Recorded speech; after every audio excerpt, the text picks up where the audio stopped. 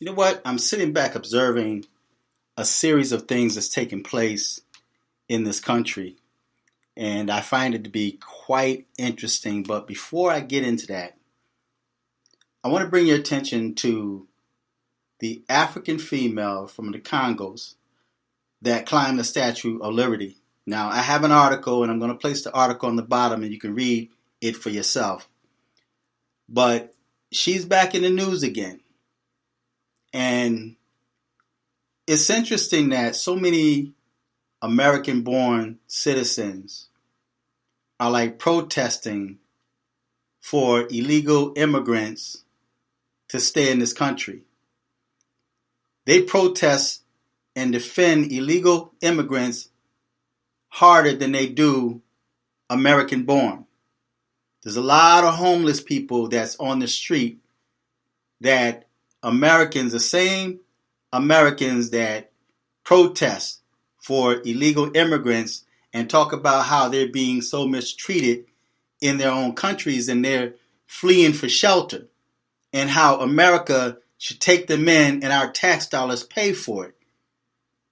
Whereas these same people walk past homeless people every single day on their way to work, going to and from the restaurants, going to and from the credit union and the banks, and they see this person laying in the street, begging for change, and many Americans walk by. And the ones that do stop, they may give them a couple of dollars in their hands or may buy them a little food that doesn't last them. But the immigrants, they raised over $20 million in the matter of a couple of days for illegal immigrants that they thought were being separated from their parents.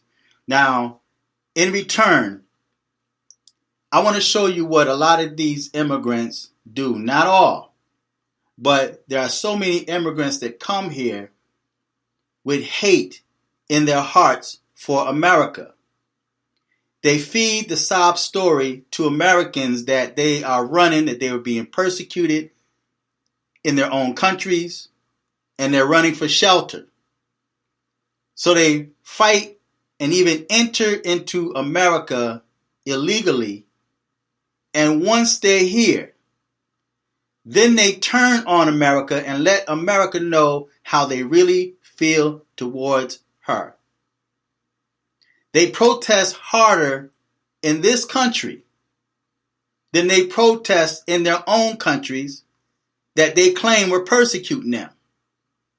If you have that much fight in your heart, if you have that much energy here in America to fight for causes that you really have no say in, why do you use that energy, that same zeal in your own country that you felt that were persecuting you and that you had to run from? But you run to this nation and you cause havoc. Now, myself personally, if I was an immigrant and I wanted to come into America, and once they allow me to come in, I'm going to be good for a while. You know, I'm going to sit and I'm going to make sure that I be productive to show them that the stereotype that many Americans have, that's not me. I'm going to go to school, I'm going to work hard, and I'm going to try to build myself up. I'm going to try to take advantage of the American dream that's here. The reason why so many immigrants say they want to come to America. But I want to bring two articles to your attention. And then I'm going to speak on the topic that you see in the title. Remember the Statue of Liberty female, the one that climbed the Statue of Liberty? She's back in the news again. And I'm going to put the article on the bottom, but I want you to listen to this video on Fox News. Just listen to what this female is saying now. She's protesting America. And it's not that she's speaking out against Donald Trump, but she's speaking out against America. She's telling you how she feels about America, and she's a naturalized immigrant. Check this out for yourself. Just listen. Remember, she was the Statue of Liberty climber. She was outside of court yesterday. Her name is Teresa Patricia Acomo, screaming that. Just listen. America!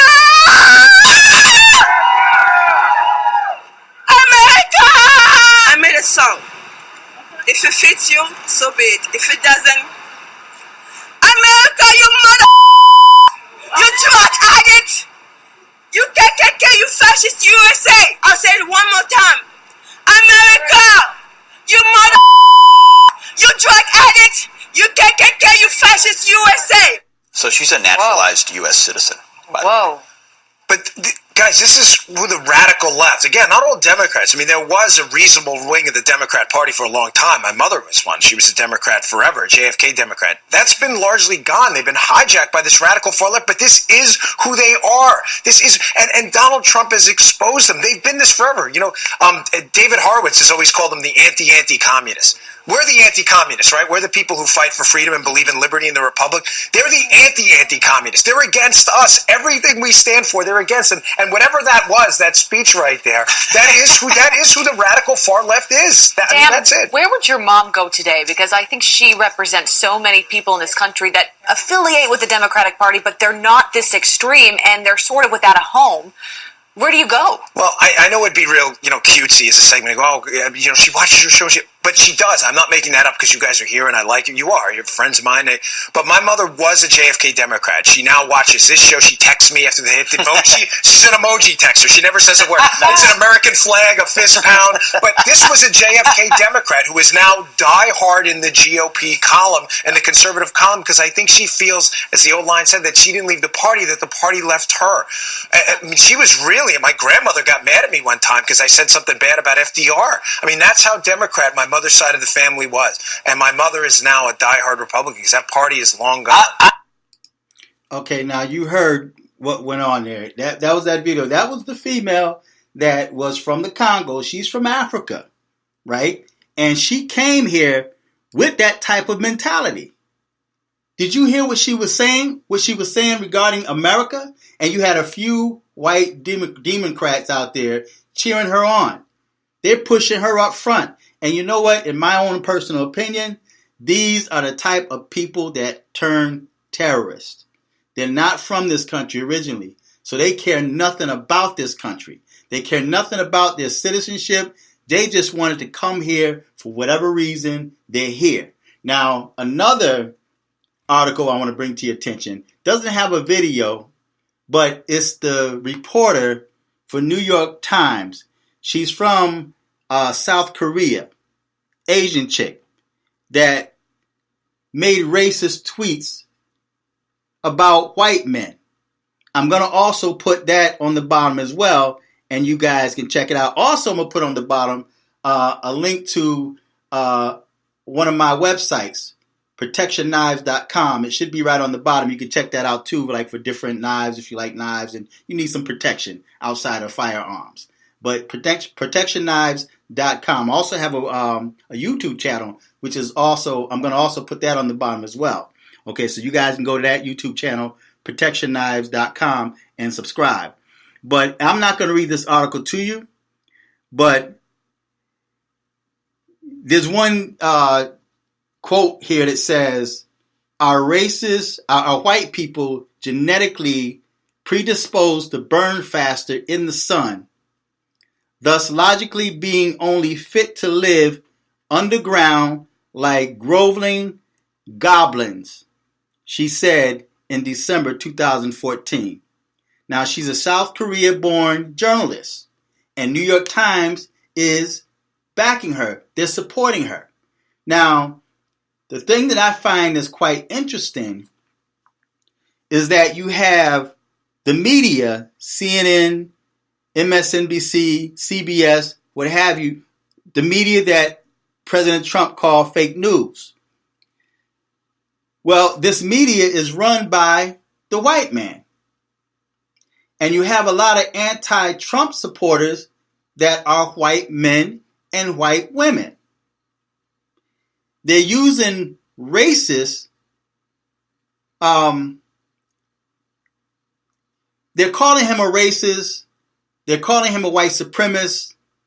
They're using white supremacy like more than black people do, okay? And they're not doing it because they love or care about black people, because that's been shown, that's been demonstrated all of these centuries or these years, that black Americans have been in this country. Under Obama administration, blacks were being gunned down by police.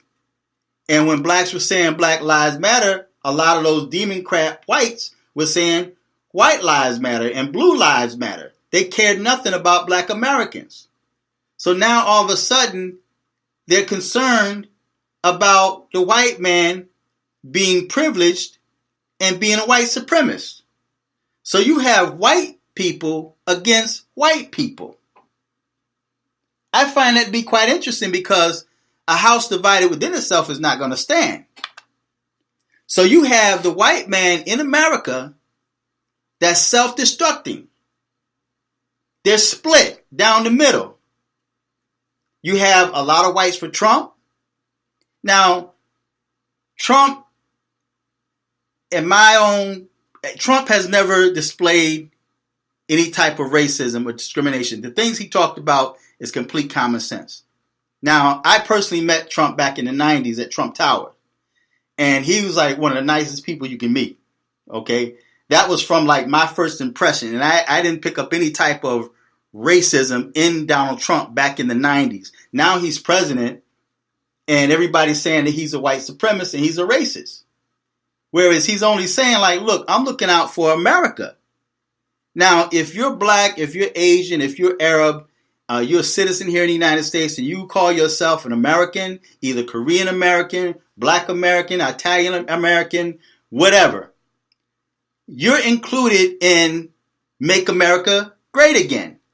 So take advantage of the opportunities that he's doing, but you never hear anybody talk about any type of positive things or changes that he's making in this country. They only focus on the negativity. But the thing that's really mind-blowing to me is the fact that there are so many white people that's against Trump. And they're claiming that Trump is a white racist, but yet when a black person talks to them, they display racism or white racism towards that black person. So you have the white racists divided and they're using white supremacy and racism against each other. It's like they're throwing fireballs at each other, back and forth. Black people have nothing to do with that. They don't care anything about the immigrants. They don't care anything about the black American or so-called black Americans. They're only concerned about their agenda. And it all started when Hillary Clinton lost the election. And now Trump is doing things that no other political president was ever able to do. And that's why they're mad. They just don't want to give this outsider the credit that he was able to do things that they couldn't even do. Even the experts stand up and say what Trump is not able to do, and then he did it. And so now Trump is flaunting it. But the point is you have so many white people, white racists, fighting against white racists. You mean to tell me all of a sudden white people now love black people? You mean to tell me that they're so concerned about white supremacy? When not too long ago when Barack Obama was president, they took the sides of the crooked cops that were gunning down blacks in the street. They always found reasons on why blacks were being murdered and being killed. Even to this very day, they speak negativity about black people. And black people team up. They stay on the Democratic side. Not realizing that historically the Democrats were the ones that created the KKK. That's where it came from. And the same tactics they used back in time before I was born. I was born in the 60s. And I can say I was born in the 60s in South Florida, Pahokee, Florida. And I never really had to deal with any type of racism like that. Like people are saying that's going on now. I've never had to deal with that. You know, I mean, there was like a couple of isolated incidents that was an individual, like maybe one person, you know, but I really never dealt with any type of racism. I know what I saw on TV. I remember when Kennedy got shot. I remember when King got assassinated. I remember when Malcolm X got killed. I remember that. But as far as being discriminated against or having to deal with any type of racism myself personally. I've never had to deal with that. And the thing that's really off the subject is that I have black Americans that say to me that, aren't you black too? And all this other nonsense. And then it's mind blowing to them when I tell them that I never had to deal with what you guys say that you deal with. I never had to deal with that. And maybe because I live my life different. I make different choices than people do. Everybody's different. Everybody have not experienced racism. Black people have not experienced racism. As a matter of fact, growing up in my home, see, my mother is Native American, right? Growing up in my home, I've never heard of black and white until, like, I say, during the 70s when James Brown came out with Say It Loud, I'm Black and I'm Proud, and they had the Afro pics with the fist on it. But even then, we didn't hear about white supremacy and discrimination and racist, and we didn't hear about that stuff. And maybe because I was young, but we didn't hear about that. In my house growing up, man, we didn't hear nothing. We didn't hear nothing about black, race, this and that and the other. And I didn't really realize or recognize my ethnicity until the so-called black Americans and white people start bringing it to my attention by asking me, what are you? What do you mean, what am I? Right? What do you mix with? You don't look like, you don't have the features of a black man. Like, what are you talking about? Because my hair was kind of like straight and, and wavy or whatever, right? But, you don't have the features of a black man, so I've heard that all my life. My sons now deal with that. They think they're Dominican, right? Which they're not. So, but I didn't even know my grandmother. I didn't even know my mother was Native American or indigenous until I started getting asked those questions. And then I started asking her questions. I started asking the older people questions, because I was curious now, because people are bringing it to my attention, but we never grew up knowing that my moms were Native American or my grandmother was Native American. Because I used to laugh at my Aunt Sarah, because my grandmother's sister, we used to laugh at her. As children, we used to laugh at her because she reminded us of those Indian cartoons on Bugs Bunny, like the little short Indians with the too long pigtails. And it reminded me of my Aunt Sarah. And we used to laugh at Aunt Sarah and say, don't that look like Aunt Sarah? To ourselves, little kids. We didn't say it out loud to her, right? But we didn't think of anything about race until we grew up. And then when I got older and started questioning my mother and my grandparents, my father and my grandfather, then I knew, but until that point, I just knew my grandmother as grandma. I just knew my mom as mom, right? We didn't look at them as a race, I just looked at them as my grandmother. Now you have people like the Hispanics that they're proud because they fly their flag all the time. They got it hanging in their car, and they're very proud of who they are, right? Same thing with Italians. Italians, they fly their flag. They're very proud of who they are, right? But when it comes to race, man, I personally never had to deal with that growing up. I didn't. I always make choices. My mom and my dad, they taught us to do the right thing. Although my father didn't always do the right thing, right? But it was instilled in us. So when we grew up with a pretty good set of moral values that when we left home, we took that out into the world, right? The Bible says, train the child up in the way they should go, and when they get old, they won't depart from it, right? So it never departed from us. We make our own choices and decisions, and we chose to do the right thing. So back to my topic. But you have self-destructing white people where you have white people crying out white supremacy, accusing one side of white supremacy and white privilege, and then you have the other side, the Trump side is not really fighting. They just, in their bliss because Trump is doing so well. And you have the left don't like it. The Democrats don't like it, and you have the fake news media that's always stirring up the pot, and they're controlling black people. It's like, why do you allow, and this is to black and white people, why do you allow the racist media to control you like that?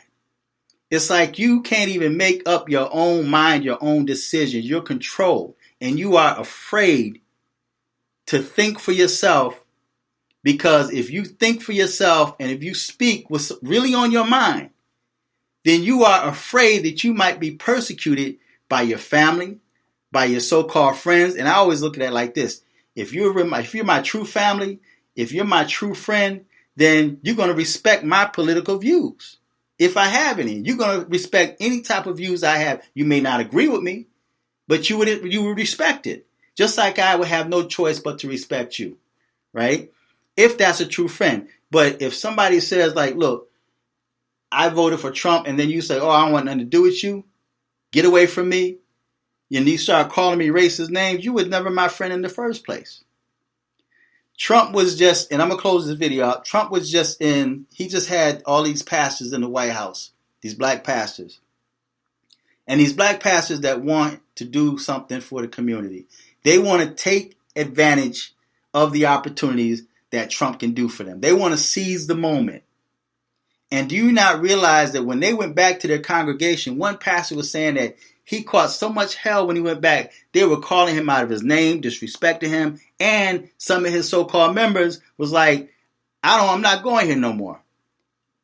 They canceled their membership at the church just because of the fact that he went and talked to Trump, right? So those weren't really followers in the first place. And more than likely, just like on YouTube, people that's always, I'm unsubscribing, these are people that never supported you in the first place.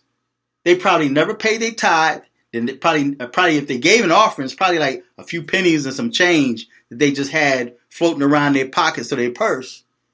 And then the minute the pastor do something or say something that they don't agree with, I'm not going here no more. I'm changing my membership. My attitude is bye. Don't let the doorknob hit you with a good Lord split you, right? So it's just sad, man, that we're living in times where racism, I'm going to say, that's stronger than when I was growing up. There was their moments back in the 50s and the 60s, and blacks were out there protesting, but they were unified, man. They were being watered down. Dogs were being sicked on and whatnot. Now they're being shot in the street. But if you look at a lot of the reasons why a lot of brothers get shot is because of choices that they make. Let me see your ID. Something silly. Let me see your ID. Let me see your license registration. I don't have to show it to you. Could you roll your window down, please? I shouldn't have to. I don't trust you. I don't feel safe right now. And then 9 times out of 10, you're going to get a cop that had a bad day, and it's going to escalate. And something's going to happen that you really don't want to happen. He's going to bust your windows out. So I just think it's quite, and I know I went a lot of directions. I kind of went off my topic like I always do. But I think it's quite interesting, man, that you have, it's like the white race is self-destructing, man. Whites are turning on each other. And keep in mind, while they're turning on each other, and they're spewing out, calling one side white racists and white supremacists, and then you got Antifa that's on the side of the demon craps, that's attacking the Trumpers at a Trump rally, and these are white people out there fighting. They're fighting among themselves, and they care nothing about black people. But yet black people are on the side of the demon craps and refuse to leave because their mama was a demon crap. And their mom told them to vote demon crap. So I was born a demon crap, and I'm going to die a demon crap. And then you're going to remain on the plantation that you on right now. So people limit themselves. Black people, stop limiting yourself. You are the reason why you are in your own condition. And when you stand up and say Donald Trump is not my president, well, he may not be, because there's people that said the same thing about Barack Obama. But when you need help in certain areas, just like that flood that took place over in Texas, and you had all them black folk out there drowning, and you were calling on that president to help you. You was against the president at that time, and you was calling on him to help you. Could you help us? Them same pro-blacks that were talking about white racists and white supremacist, system. And you out there drowning, and you wanted them to help you. Them same people. Chicago's jumping on the bandwagon. I read an article where in Chicago you had some demon craps that was calling for Trump to come and stop the gang violence there. And it's a shame that you can't stop killing on your own. You have to call from somebody that you refer to as racist to step in to save you and your family from being killed by someone that looked like you. So I just think it's funny, not really funny, but I just think it's strange where we have white people that's self-destructing. White on white violence. White on white anger. You know, you got families that's splitting up just because one support Trump. So because your husband and your wife support Trump, now you want nothing to do with him. You feel you gotta get a divorce now. You become enemies. And I just think it's insane.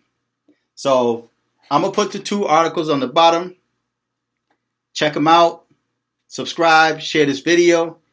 And also don't forget to check out protectionknives.com and the new protectionknives.com channel on YouTube. So feedback, tell me what you think. Till next time. I'm fearless.